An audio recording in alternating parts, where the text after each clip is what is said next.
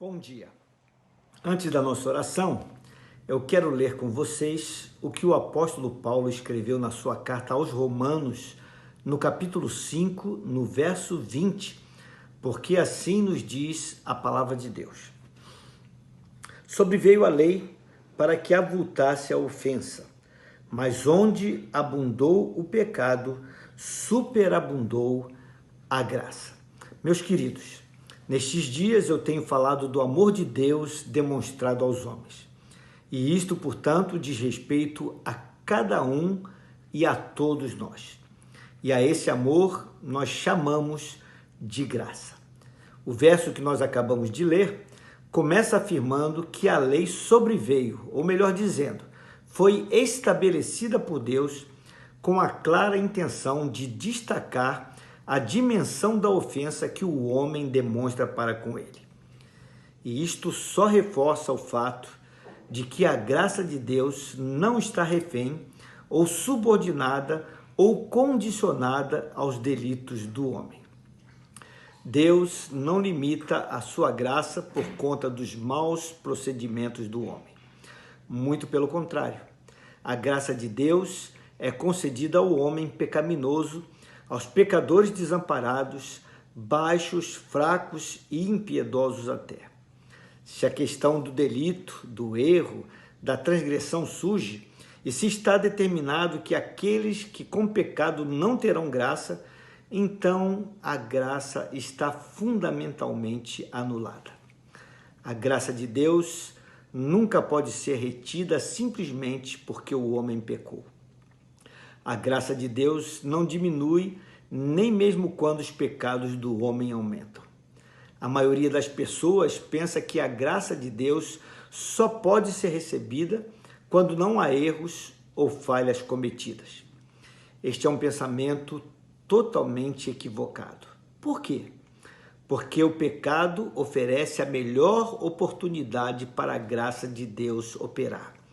Sem que haja o erro, a graça não tem oportunidade de manifestar-se. Além de ser incapaz de impedir a graça, o pecado do homem é a condição necessária para que a graça venha a ser manifestada. Da mesma forma, a nossa insuficiência diante do Senhor não é um impedimento para a graça. Pelo contrário, a nossa pobreza de alma é uma condição para recebermos a graça. Se não nos enxergarmos como sendo muito pobres espiritualmente, não estaremos desejosos de receber tamanha graça. Portanto, o pecado não é um empecilho. Pelo contrário, é uma oportunidade.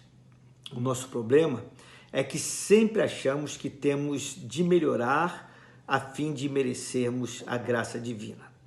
Achamos que para receber a graça, devemos ser mais santos e melhores hoje do que éramos ontem.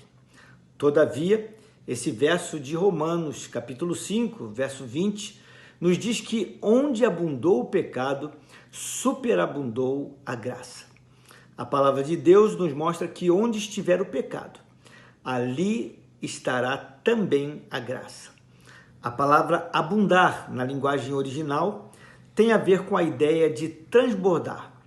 Os ribeirinhos sabem muito bem o que é o transbordar de um rio, pois na época das cheias, o rio transborda para além do seu leito e se espalha por toda a região, alagando tudo.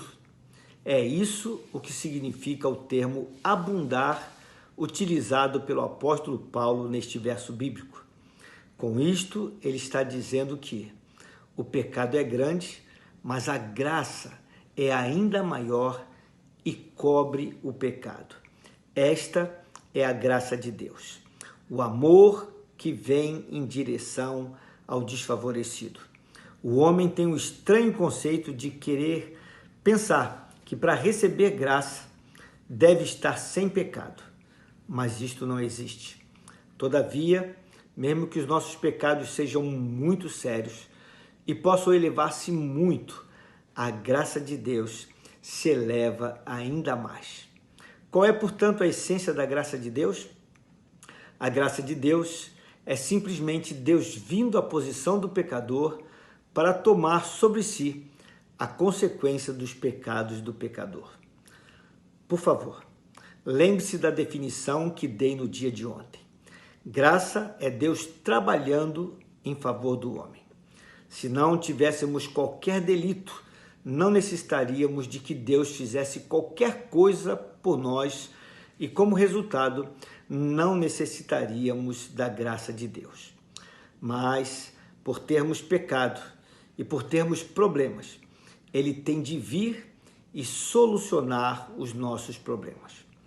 Portanto, necessitamos da graça.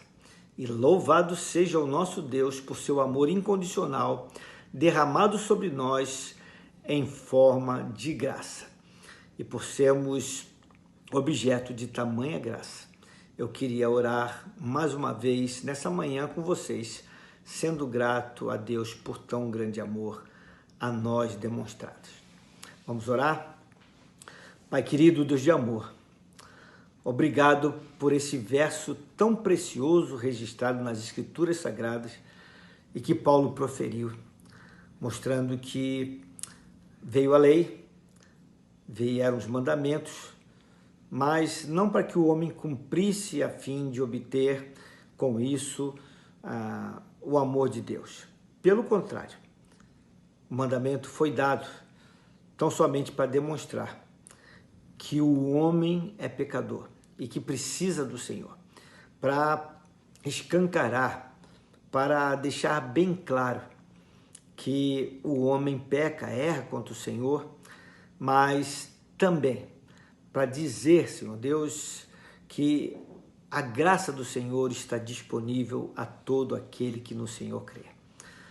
Pois o apóstolo Paulo afirmou que onde abundou o pecado, superabundou a graça. Obrigado, Senhor, por superabundante graça que transcende os nossos erros e que o Senhor Jesus Cristo, por ter morrido ali na cruz, pagou o preço dos nossos pecados, a fim de que essa graça demonstrada pelo Senhor, esse amor incondicional para com nós, homens, pecadores desfavorecidos, pudesse superar todo esse cenário caótico da nossa existência e nos transportar para uma posição elevada que é o status de sermos considerados filhos do Senhor, amados do Senhor e salvos da tua ira por causa da graça abundante derramada da parte do Senhor na pessoa de Jesus. Muito obrigado, Senhor, que possamos nos apropriar dessa graça e vivemos por ela, porque esse amor do Senhor incondicional está disponível a nós, que nos apropriemos firmemente desse amor e vivamos assim por louvor da tua glória. É a oração que fazemos no nome santo de Jesus. Amém. Meus queridos, tenham uma abençoada quinta-feira. Fiquem na paz do Senhor.